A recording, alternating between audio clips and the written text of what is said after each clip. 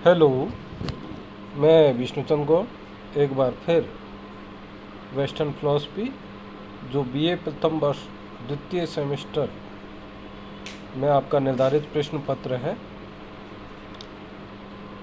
आपको पता ही है कि वर्तमान नवीन शिक्षा नीति के द्वारा भारतीय विश्वविद्यालयों में सेमेस्टर सिस्टम लागू कर दिया गया है।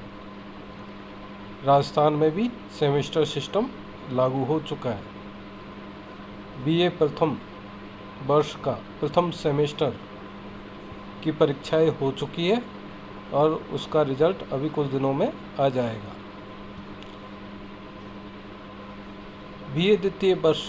बीए प्रथम वर्ष का जो द्वितीय सेमेस्टर है उसमें जो प्रश्न पत्र महाराजा सूरजमल ब्रिज विश्वविद्यालय भरतपुर में रखा गया है वह है पाश्चात्य दर्शन। इससे पहले के वीडियो में मैंने सिलेबस के बारे में चर्चा की है। अब हम पाश्चात्य दर्शन का जो सिलेबस है इससे संबंधित जो प्रश्न पत्र है वह कैसे आएगा, आंतरिक मूल्यांकन क्या होता है, जो वार्षिक प्रश्न पत्र है उसका स्वरूप क्या होगा, उनमें अंक विभाजन क्या होगा और उत्तर कैसे लिखा जाए, इस विषय में मैं चर्चा करूंगा। जैसे कि स्क्रीन पर आप देख पा रहे हो, यहाँ हमने new semester system in BA courses के नाम से प्रश्न पत्र का डिवाइडेशन दे रखा है। प्रश्न पत्र जैसा कि आप भारतीय दर्शन का पहला पेपर पहले दे चुके हो तो आपने प्रश्न पत्र देखा भी होगा। यह है द्वितीय प्रश्न पत्र जिसका होना जुलाई में संभावित है, उसके बारे में हम यहाँ चर्चा कर रहे हैं। छात्रों, आंतरिक मूल्यांकन के 30 अंक इसमें निर्धारित किए गए हैं और जो वार्षिक परीक्षा है वह कुल 120 अंकों की होगी, अर्थात आपका जो प्रश्न पत्र है उसके कुल अंक होंगे 150 अंक। अब 30 जो अंक आंतरिक मूल्यांकन में दिए जाएंगे उनका भी डिवाइडेशन किया गया है। 15 अंकों की एक छोटी सी परीक्षा आपके महाविद्यालय में आयोजित की जाएगी। असाइनमेंट से संबंधित, आपके सिलेबस से संबंधित कोई होमवर्क, निबंध या कोई फाइल से संबंधित कार्य दे दिया जाएगा जिसके 7.5 अंक निर्धारित है। छात्रों, आप कॉलेज में उपस्थित होना जरूरी है आपका। बहुत सारे छात्र कॉलेज नहीं जा रहे तो मेरी सलाह यह रहेगी कि आप कॉलेज में नियमित रूप से उपस्थित रहे, क्योंकि उपस्थिति के भी यहाँ पर अंक 7.5 अंक निर्धारित किए गए हैं। तो कुल मिला के 30 अंक आपके आंतरिक मूल्यांकन में दिए गए हैं और आपको पता होगा पास होने के लिए मिनिमम अंक 40% कर दिए गए हैं। तो 30 अंकों में से 12 अंक आपको लाना अनिवार्य है। तो यदि आप उपस्थित भी हो जाते हो तो 7.5 अंक आपके निश्चित रूप से आपको मिल जाएंगे। बाकी प्रश्न पत्र और असाइनमेंट में भी आप अच्छे अंक ला सकते हो। अब रही मुख्य परीक्षा की बात, तो मुख्य परीक्षा में जो कि कुल 120 अंकों की होगी, उत्तीर्णांक न्यूनतम उत्तीर्णांक होते हैं 40%, अर्थात 120 का 40% 48 अंक। तो कई छात्र जो 120 प्रश्न है 120 अंक है उसमें से 48 अंक लाना अनिवार्य है, नहीं तो छात्र फेल हो जाएगा। अब आप देख पा रहे हो कि जो प्रश्न पत्र आप प्रथम भारतीय प्रश्न पत्र दे चुके हो तो उसके 2 पार्ट आपने देखे होंगे, भाग ए और भाग ब। भाग ए जो प्रश्न है वह अति लघु उत्तरात्मक और लघु उत्तरात्मक प्रश्न है और जो भाग ब है उसमें निबंधात्मक प्रकृति के प्रश्न दिए गए हैं। तो भाग ए में 2 प्रश्न होते हैं। तो पहला प्रश्न अनिवार्य प्रश्न है और दूसरा प्रश्न भी अनिवार्य प्रश्न है। लेकिन प्रथम जो प्रश्न है उसमें आपको 10 अति लघु उत्तरात्मक प्रश्न दिए जाएंगे, अर्थात इसमें कोई विकल्प नहीं दिया गया है और हर प्रश्न 2 अंक का है। तो 10 प्रश्न आपके कुल अंक हुए 20 अंक। और द्वितीय जो अनिवार्य प्रश्न है वहाँ पर आपको 10 प्रश्न दिए गए, उनमें से आपको कोई केवल 5 प्रश्न ही करने हैं। ऐसा देखा गया है कि बहुत सारे छात्र इनमें से ज़्यादा प्रश्न अटेम्प्ट कर देते हैं, लेकिन 5 से ज़्यादा प्रश्न अगर आप अटेम्प्ट करते हो तो वो चेक नहीं किए जाएंगे और उनमें कोई नंबर भी नहीं आएंगे। द्वितीय प्रश्न पत्र का जो द्वितीय भाग है, भाग ब, उसमें निबंधात्मक प्रश्न दिए जाएंगे। यहाँ पर आप सिलेबस देख रहे होंगे, तो आपके जो सिलेबस है उसमें 4 इकाइयाँ बांटी गई है, 4 यूनिट है और हर यूनिट से 2 प्रश्न पूछे जाएंगे और 2 यूनिट में से एक प्रश्न का करना आपका अनिवार्य है। और एक यूनिट में जब एक प्रश्न आप करोगे तो ऐसा प्रत्येक प्रश्न 20 अंक का है और उसकी शब्द सीमा 400 से 500 शब्द मानी गई है।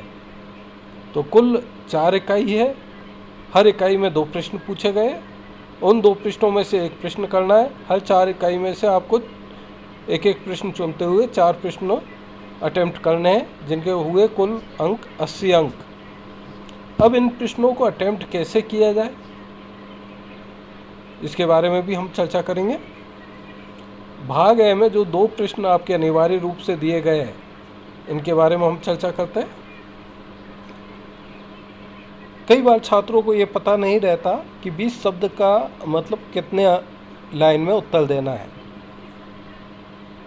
प्राय ऐसा देखा गया है कि एक लाइन में हम कम से कम 10 शब्द प्रयोग करते हैं और 10 शब्द का मतलब है कि 20 शब्द का अगर कोई प्रश्न पत्र है तो 2 लाइन में ही उत्तर देना पर्याप्त होगा।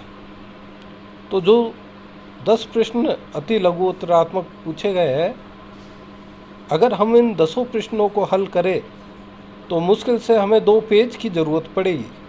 पहले पेज पर हम 5 प्रश्न अटेम्प्ट कर देंगे और उसके दूसरी साइड के पेज पर अगले 5 प्रश्न अटेम्प्ट कर देंगे, अर्थात 2-2 लाइनों में प्रश्नों का उत्तर हमें यहाँ देना है। यदि आप 2 लाइन से ज़्यादा में उत्तर देते हो तो इसका मतलब है कि जो अन्य प्रश्न है उसके लिए आपके पास समय कम पड़ जाएगा। इसी प्रकार जो लघु उत्तरात्मक 50 शब्दों के प्रश्न हैं, उनमें आपको उत्तर 5 पंक्तियों या 5 लाइन में देना है। 4 या 5 पंक्तियों में वह उत्तर पर्याप्त रूप से दिया जा सकता है, इससे ज़्यादा नहीं लिखे। अब 4 जो बड़े प्रश्न हैं 500 शब्द, इसमें भी छात्रों में कई तरह के भ्रम फैले हुए हैं। कई छात्र सोचते हैं कि हम जितने ज़्यादा पेज भरेंगे उतने ही ज़्यादा अंक हमें आ जाएंगे। कई छात्रों का ये भी सोचना है कि जो भी परीक्षक है वह आजकल कॉपी को चेक नहीं करते और केवल ये देखकर कि कितने पेज भरे और ऐसे ही अंक दे देते होंगे। तो छात्रों, ये सभी आपके भ्रम है। यदि छात्र ने सही उत्तर लिखा है और वह 3 से 5 पेज भी लिखे तो पर्याप्त है। कई छात्र एक ही पेज में 200 शब्द लिख देते हैं, तो उसको तो केवल 2.5 पृष्ठ ही लिखने पड़ेंगे। इसलिए मेरा हमेशा छात्रों को यह सुझाव होता है कि जो पूछा गया है प्रश्न, उसी के संबंध में आपको उत्तर देना है। आप ऐसी कोई चीज़ नहीं लिखे जिससे परीक्षक आपके अंक काटने पर मजबूर हो जाए। ऐसा भी देखा गया है कि कई बार छात्र जो साल भर पढ़ाई नहीं करते हैं और जो प्रश्न पूछे गए उन्हीं को उत्तरों में बार बार दोहरा देते हैं, या कई बार हनुमान चालीसा या राम कथा या कोई फिल्मी स्टोरी अथवा अपने मन में जो भाव आ रहे हैं उन्हीं को वह लिख देता है। कई छात्र तो ऐसे भी देखे गए हैं जो परीक्षकों से ही दरखास्त करते हैं कि वो बीमार पड़ गए या शादी होनी है तो उनको ज़्यादा नंबर दे दे। लेकिन ये सब आपकी गलतफहमी है। यदि आपने एग्ज़ाम से संबंधित उत्तर सही रूप से नहीं लिखे हैं तो निश्चित रूप से आपको अंक नहीं मिलेंगे। और मेरा तो यही सुझाव है कि 20 शब्दों का जो प्रश्न है उससे केवल 2 पंक्तियों में अटेम्प्ट करें, 50 शब्दों का प्रश्न है उसे 5 पंक्तियों में अटेम्प्ट करें, और अगर 500 शब्दों का प्रश्न है तो उसे 2 या 3 पेज में लिख देवे। यदि आप कोई भी चूक करते हो, जैसे कि 2 लाइन में जो उत्तर लिखना है अगर 5 लाइन में उत्तर लिखते हो तो निश्चित रूप से आप अगले प्रश्न को अटेम्प्ट सही ढंग से नहीं कर पाएंगे। इसलिए सबसे बेहतर है कि अटेम्प्ट करते वक्त पहले बड़े प्रश्नों को उत्तर दिया जाए और तत्पश्चात छोटे प्रश्नों का उत्तर दिया जाए। ध्यान यहाँ ये रखा जाए कि जब हम छोटे प्रश्नों को अटेम्प्ट कर रहे हैं तो उनका उत्तर एक साथ लिखा जाए। ऐसा नहीं है कि पहला उत्तर पहले पेज पर लिख दिया, फिर दूसरा उत्तर तीसरे पेज पर, फिर चौथा उत्तर 5वें पेज पर। इससे परीक्षक का ध्यान बढ़ता है और वह नेगेटिव मार्किंग कर सकता है।